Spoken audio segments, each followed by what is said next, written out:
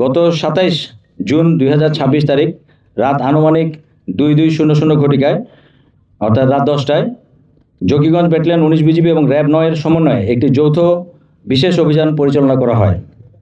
প্রাপ্ত তথ্যের গুরুত্ব বিবেচনায় জননিরাপত্তা নিশ্চিতকরণ এবং সীমান্ত এলাকায় নিরাপত্তা জোরদারকরণের লক্ষ্যে 19 বিজিবি এবং র্যাব 9 এর সমন্বয়ে একটি যৌথ অভিযান পরিচালনা করার সিদ্ধান্ত গ্রহণ করা হয়।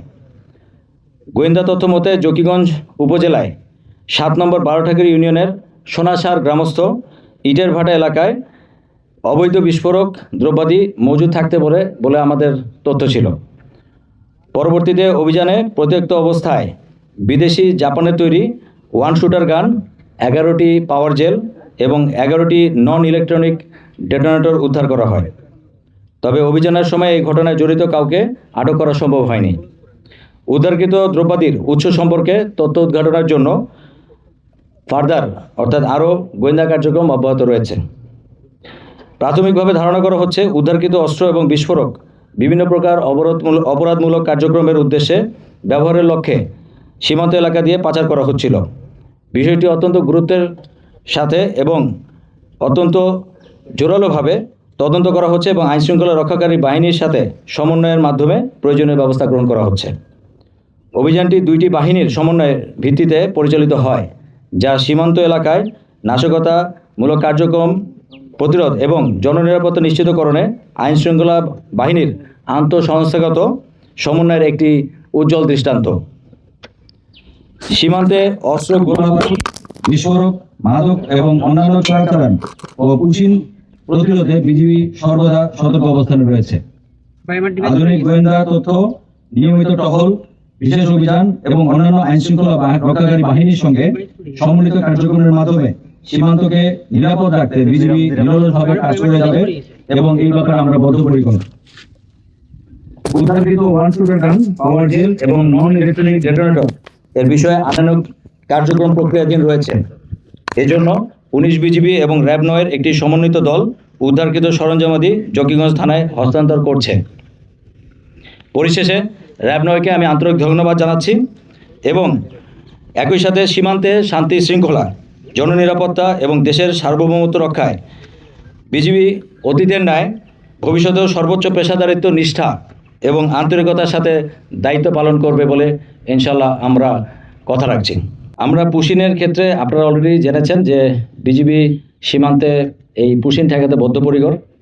আমাদের দিক নির্দেশনা বিজিবি সদর দপ্তর হতে যেভাবে আছে সেই অনুযায়ী আমরা একটিও পুশিন হতে এখন পর্যন্ত দিই নাই এবং এই বিষয়ে প্রশাসন ছাড়াও স্থানীয় জনগণ, স্থানীয় যারা গণ্যমান্য ব্যক্তিবর্গ আছেন এবং স্থানীয় চেয়ারম্যান মেম্বার, আমরা মাইকিংয়ের মাধ্যমে আমরা বিভিন্ন সময় তাদের সাথে জনসংযোগ করে উঠান বৈঠক আছে, আমাদের ক্যাম্প পর্যায়ে জনসচেতনতামূলক প্রোগ্রাম আছে এবং আমরা গ্রাম পর্যায়ে বিভিন্ন নিরাপত্তা যে টহল এবং টহলের পাশাপাশি আমাদের বিশেষ যে গোয়েন্দা ব্যবস্থা জোরদার করা হয়েছে, আমাদের জনবল বৃদ্ধি করা হচ্ছে সীমান্তে।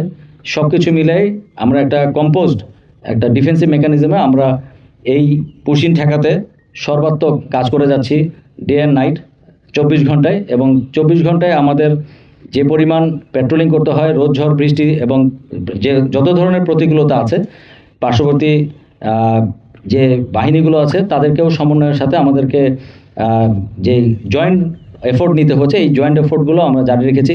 সো এটা একটা টোটাল জাতীয়ভাবে আমাদের যে গাইডলাইন আছে সেই অনুযায়ী আমরা কিন্তু ব্যবস্থা গ্রহণ করেছি, যার কারণে এখন পর্যন্ত আপনারা যে পুশিনের ক্ষেত্রে আমাদের সিলেট এলাকায় দেখছেন সফলতা, এটা ইনশাল্লাহ ভবিষ্যতেও জারি থাকবে বলে আমি আশা রাখি।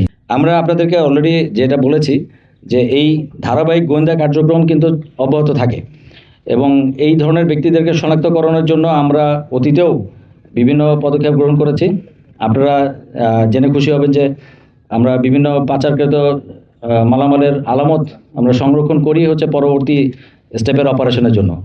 তো যখন আমরা কোনো তথ্য পাবো আবার এইটা রিলেটেড যে এই ধরনের এলাকা ভিত্তিক কোনো পাচার কার্যক্রম কারোর মাধ্যমে পরিচালিত হয়েছে কিনা সেটা আবার আমরা ক্রস ভেরিফিকেশন করব। বিভিন্ন জায়গায় আপনারা জানেন যে কয়লার খনি বিভিন্ন সময় পাহাড়, এর ভিতরে কয়লা উদ্ঘাটনের জন্য তারা এক্সপ্লোসিভ হিসেবে পাহাড়ে ব্যবহার করে। বাট আমরা ধারণা করছি যে এই ধরনের এক্সপ্লোসিভগুলো দেশের অভ্যন্তরে আসার একটা কারণ থাকতে পারে যে আমাদের যারা দুর্বৃত্তরা তারা বিভিন্ন বিস্ফোরক দ্রব্য তৈরির জন্য এইগুলোকে এনে এটাকে আবার ম্যানুফ্যাকচারিং একটা মেকানিজমে তারা অন্য কোনো দ্রব্যাদি বা বিস্ফোরক একটা ডিভাইস তৈরি করার জন্য ব্যবহার করতে পারে। সো আমরা এই জিনিসগুলোকে কখনোই অ্যালাউ করবো না। এই জন্যই আমরা অপারেশন করে এবং গোয়েন্দা তথ্যের মাধ্যমে এগুলো ধরার চেষ্টা করি। র্যাব এবং বিজিবি উভয়ই এই ধরনের তথ্য সবসময় সংরক্ষণ করে পারস্পরিক সহযোগিতার মাধ্যমে আমরা এই ধরনের অপারেশন এর আগেও পরিচালনা করেছি, ভবিষ্যতে অব্যাহত থাকবে। এবং সীমান্ত এলাকায় বিজিবি অবশ্যই এই ধরনের যে কোনো তথ্য পেলে আমরা ভবিষ্যতে এই ধরনের যে কোনো বিস্ফোরক অস্ত্র, মাদক, এই বিষয়ে আমরা সোচ্চার ছিলাম এবং সোচ্চার আগামীতেও থাকবো। তৎপরতা ছিল জন্যই আজকে এই জিনিসগুলো ধরা গেছে এবং অতীতেও আমরা ধরেছি, ভবিষ্যতেও ধরবো। এই তৎপরতা কখনোই আমাদের কমবে না বা এটা কখনো বন্ধ হয় না। এই পেছনে যারা জড়িত এদেরকে ধরার জন্য আমরা তো বিভিন্ন ধরনের গোয়েন্দা কার্যক্রম অব্যাহত রাখি। আমি আগেও বলেছি যে আমরা তথ্য সংগ্রহের ভিত্তিতে কখনো হয়তোবা যখন সরঞ্জামাদি আমরা এই ধরনের অবৈধ পেয়েছি, কিন্তু হয়তোবা চক্রটাকে ধরা গেছে অনেক পরে।